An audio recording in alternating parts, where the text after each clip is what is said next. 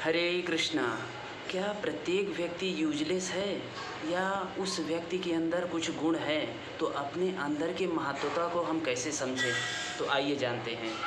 एक बार प्रभुपाद जी मायापुर में जो है मॉर्निंग वॉक पे टहलने निकले अपने शिष्यों के साथ। तो कुछ शिष्य थे, तो उसमें से एक शिष्य प्रभुपाद जी से बोलने लगे, प्रभुपाद जी यहाँ पे जो है मैदान में घास फालतू बहुत उगाए हैं, बड़े बड़े हो गए हैं, तो आप कहें तो इसको कटवा करके फेंकवा देता हूँ।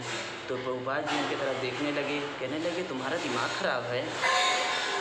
कोई भी वस्तु, भगवान की बनाई हुई कोई भी वस्तु इस संसार में बेकार नहीं है, व्यर्थ नहीं है। तो इस चीज़ को हमको समझना पड़ेगा। हो सकता है कि हमारे आपके दृष्टिकोण से वह चीज़ गलत है, व्यर्थ है, बेकार है, किंतु यदि अगर भगवान से यदि पूछा जाए कि प्रभु इस वस्तु का क्या क्वालिटी है, क्या गुण है, इसका क्या महत्व है, तो भगवान उसके 10,000 क्वालिटी बता देंगे। तो लेकिन हमें इस चीज़ के बारे में ज्ञात नहीं है। तो इस संसार में जितनी भी वस्तु हैं वो सब भगवान के द्वारा ही निर्मित है और उन्हें पता है अच्छे से कि इसकी क्या क्वालिटी है। अर्थात प्रत्येक व्यक्ति के अंदर कुछ ना कुछ टैलेंट ज़रूर है। जो लोग सोचते हैं कि नहीं मैं निकम्मा हो गया, इस चीज़ में असफलता मिल गई है, या मैं बेकार हो गया हूँ, या मैं किसी काम का नहीं हूँ, नहीं, भगवान ने यदि उसे इस संसार में मतलब उत्पन्न किया है तो उसके अंदर कुछ ना कुछ टैलेंट ज़रूर है। बस उसे अपने अंदर के टैलेंट को पहचानने की आवश्यकता है। तो एक बार की बात है कि एक चोर जेल से छूटा और उसे बहुत ज़ोरों से भूख लगी हुई थी। तो उसने सोचा आसपास कोई दुकान है, तो एक दुकान पे गया और दुकान में कहा कि भाई साहब मुझे समोसा दे दीजिए, मुझे बहुत तेज़ भूख लगी है। तो उसने समोसे लिए। तो जिस पेपर पे वह समोसा खा रहा था, उस पेपर न्यूज़पेपर में एक स्वामी जी का फ़ोटो था और उस स्वामी जी के फ़ोटो में हाथ में एक घड़ी उस चोर ने देखा। तो उस चोर ने देखा उस घड़ी को फ़ोटो में, तो उसे बड़ा अच्छा लगा। उस चोर ने सोचा कि इस घड़ी को मुझे चुराना है और ये स्वामी जी कहाँ मिलेंगे। तब उसने पता किया, दुकानदार से पूछा है कि भाई साहब ये स्वामी जी कहाँ मिलेंगे। तो दुकानदार ने कहा ये स्वामी जी जो है इस्कॉन के जो है संस्थापक आचार्य हैं, तो वहीं आपको मिल जाएंगे। तो उन्होंने पता किया तो एक दिन जो है जुहू मंदिर पहुँचे। तो जुहू मंदिर जाने के बाद जो है वहाँ के भक्तों ने देखा कि आइए आइए आइए प्रभु जी बताइए किससे मिल रहा है। कहीं मुझे स्वामी जी से मिलना है। कहीं स्वामी जी तो अभी जो है भारत भ्रमण पे गए हैं, लगभग 1 महीने बाद जो है वापस आएंगे। कहना अच्छा ठीक है। कहना ठीक है, आप तब तक जो है 1 महीने तक ठाकुर जी की सेवा कीजिए, भगवान की सेवा कीजिए। आप आइए किचन में जो है आप भोग तैयार करिए। तो किचन में लगे रहे। ऐसी तरह 1 महीने बीत गए तो देखे कि स्वामी जी अभी तक नहीं आए। तो उन्होंने भक्तों से पूछा मंदिर में कि भाई अभी तक स्वामी जी क्यों नहीं आए, मुझे उनसे मिलना है, मुझे बहुत ज़रूरी है। ठीक है मैं जा रहा हूँ। जो है वो गुस्सा होकर चल जाने लगे, मैं स्वामी जी को खुद ही ढूंढ लूँगा। तो भक्तों ने कहा ठीक है आप परेशान मत होइए, स्वामी जी इस समय जो है हैदराबाद में जो है इस्कॉन मंदिर में वहाँ प्रचार प्रसार में अभी व्यस्त हैं, आप वहाँ जा कर के आप मिल सकते हैं उनसे। तो मैं आपके जो है टिकट का प्रबंध कर देता हूँ ट्रेन का, तो आप जाइए वहाँ पे आप मिल सकते हैं। तो ठीक है, फिर टिकट का प्रबंध हो गया। तो फिर वो चोर गया जैसे ही हैदराबाद में जो है तो देखा कि हाँ स्वामी जी तो बैठे हुए हैं, और देखा कि पास जा कर के चुपचाप बैठ गया स्वामी जी के। फिर घड़ी की तरफ देखने लगा कि हाथ में, हाँ ये तो वही घड़ी है जो है जो मैंने फ़ोटो में देखा था। ध्यान आ गया। तो प्रभुपाद जी लेक्चर दे रहे थे अपना, और प्रभुपाद जी की नज़र जो है उस चोर पे पड़ गई। तो चोर ने अचानक जो है सकबका गए। तो प्रभुपाद जी समझ गए उसके मन की भावना को। प्रभुपाद जी ने तुरंत अपनी घड़ी उतारी और उस चोर को पकड़ा दिया। तो वो चोर जो है सोचने लगा कि ये क्या, प्रभुपाद जी को कैसे पता चल गया कि मैं ये घड़ी ही लेने आया हूँ, चोरी करने आया हूँ। प्रभुपाद जी ने कहा कोई बात नहीं, आप जाइए जो है जहाँ से आए हैं, आप मंदिर में जाइए, भगवान की सेवा करिए। मैं कुछ दिनों में जो है जुहू मंदिर आऊँगा, इस्कॉन मंदिर, फिर मैं आपसे जो है मिलूँगा।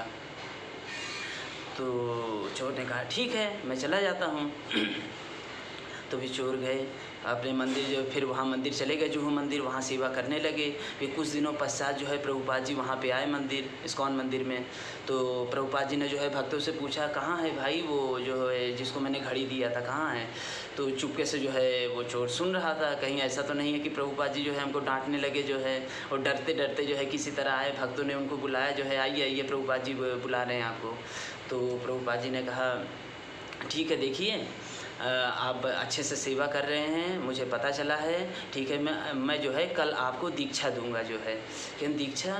कहन हाँ। कहन आज के बाद से आप चोरी वगैरह मत कीजिएगा। कहन प्रभुपाद जी ये मंदिर से पैसे वगैरह भी चुराता है। और जो भक्त थे उन वो कहने लगे। तो प्रभुपाद जी ने कहा, ठीक है, देखिए ये पैसे वगैरह मत चुराया करिए, मैं आपको कल दीक्षा दे रहा हूँ, भगवान की सेवा करिए। कहन ठीक है। तो अगले दिन प्रभुपाद जी ने उनको दीक्षा दे दी। तो भक्तों ने कहा, ठीक है, अब गुरु आपके बन गए हैं, अब इन्हें दंडवत प्रणाम करिए, प्रणाम करना चाहिए गुरु को। जैसे ही दंडवत प्रणाम करने लगा चोर, तुरंत जो है उनके जेब से जो है चॉकलेट जो है गिर गए।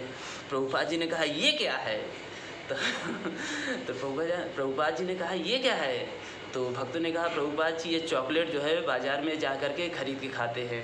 तो प्रभुपाद जी ने मना किया, नहीं, आज के बाद से जो है मैं आपको दीक्षा दे रहा हूँ, आज के बाद से आप इस चॉकलेट को, अब कोई भी वस्तु को खरीद करके बाहर से मत खाइएगा।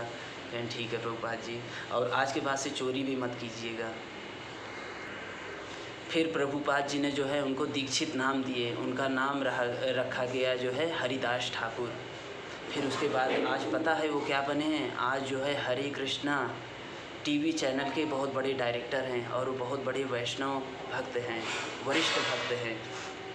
तो प्रभुपाद जी के अंदर इतनी करुणा, इतनी दया सबके लिए था कि अच्छे से अच्छे मतलब चाहे जैसे वो अच्छा व्यक्ति हो या पतित व्यक्ति हो, कैसे भी हो, उन सब का उद्धार प्रभुपाद जी ने जो है किया।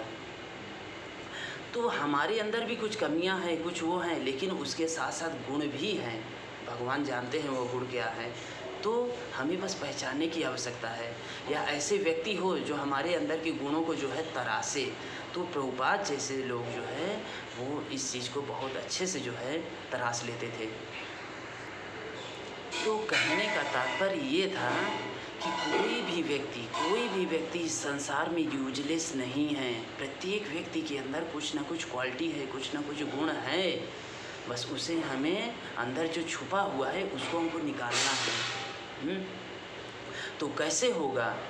जब हम भगवान की शरण में जाएंगे, भगवान से प्रार्थना करेंगे। कुछ मत करिए, कम से कम भगवान से प्रार्थना करिए, हे प्रभु हमें बताइए, मुझे नहीं पता कि मेरे अंदर क्या क्वालिटी है, क्या नहीं क्वालिटी है। आपने मुझे इस संसार में भेजा है तो किसी ना किसी उद्देश्य से, किसी ना किसी मिशन के लिए आपने मुझे भेजा है।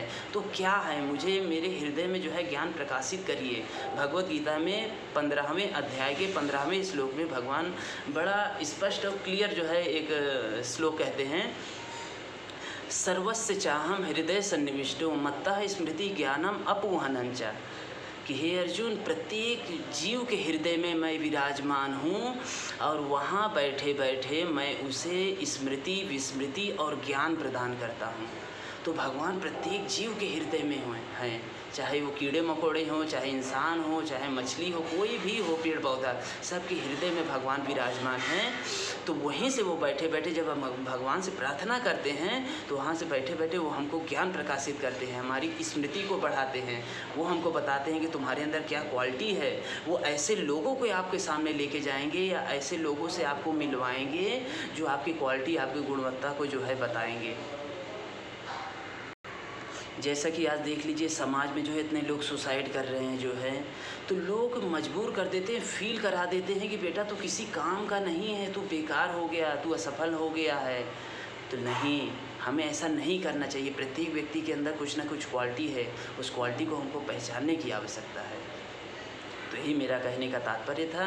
तो मैं आशा करता हूँ आप लोग बहुत अच्छे से समझ गए होंगे, और इसे अपने जीवन में अप्लाई करिए, भगवान की सेवा करिए, उनके शरण में जाइए, उनसे प्रार्थना कीजिए, वो ज़रूर आपको मार्गदर्शन देंगे, ज़रूर देंगे। हरे कृष्णा।